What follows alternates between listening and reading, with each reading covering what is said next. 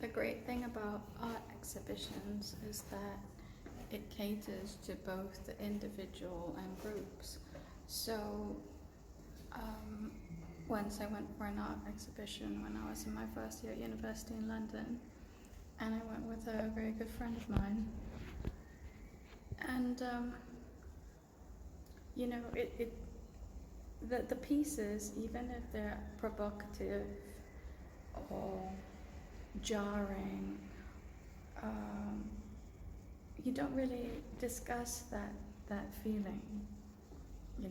It just sort of shocks you in the same way it may shock another person, but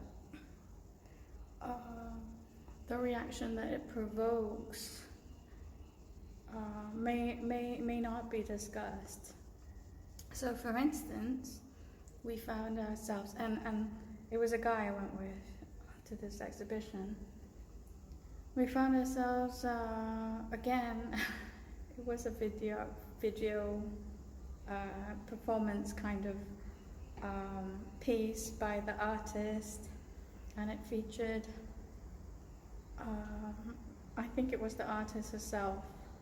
Not really. I don't think she hired a model to do that. And it featured a cherry pie on the right of her chest, and she was spooning the filling, the cherry filling from the pie, and eating it. And I don't know. I don't recall whether she was Japanese or Chinese. I can't remember, but obviously she was not Indian or African or European, or she may have been American, but she was definitely, or Japanese or Chinese. And I thought, wow, okay, it's supposed to be as provoking as it can be,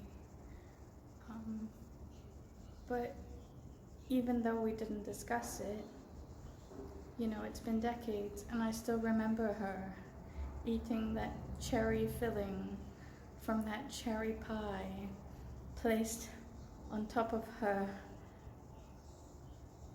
right breast, where her heart is, or her left breast, where her heart is, in some kind of black and white video. So you must be careful with what you expose yourself to, because sometimes you can remember it for decades and never forget it, especially if you have a good memory.